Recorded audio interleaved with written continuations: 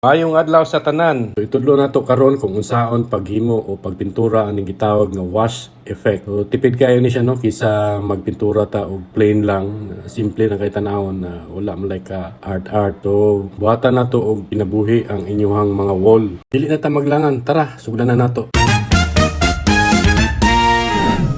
Una atong butangan og masking tape ang mga borders, mga edges para di mulampas ang atong design. Sunod atong trapuhan og medyo basa-basa nga trapo para matanggal ang mga hugaw og mga powder na didikit sa wall. Atong i-prepare ang matte emulsion o gitawag diri sa Pilipinas nga flat latex. Atong ukayon para mahalo ang nilugdang nga mga residue ug mga additives niini. Gamitan og roller paintbrush ang pag-apply sa atong matte emulsion or flat latex para pantay ang texture niini. Feel yun niya mong baby sushi o. Buhaton nimo curious boy kayo. Tan-aw na siya kung unsa imong gihimo. Layan og isa or duha ka coat depende sa quality sa imong pintura. 100% nga tubig, 10% nga matte emulsion or latex og patak lang sa pigment. Putawon og tarong para mahalo ang emulsion og pigment hantod na makuha nimo ang imong gustong color nga ipagawas. Ikinamot mininiya ay mapanos ni ba. Puti nga trapo ang gamiton sa application sa atong effects.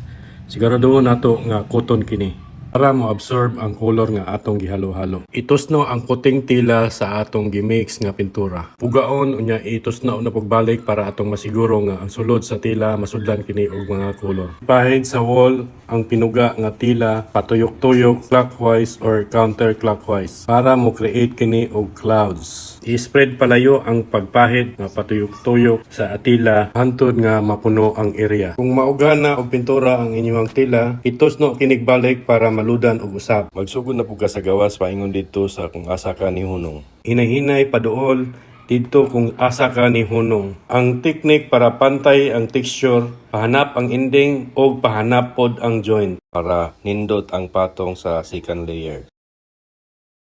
Paguman og apply sa first coat, i-blower kini hantod nga mauga. Pagkauga sa surface, applyan kini og second coat sa sama nga paagi. Tadaan! Mao na ni, simple kayo no. Simple pero rock. Daghang salamat sa paglantaw ug subaybayin ninyo ang uban pang mga videos bahin sa Panimalay.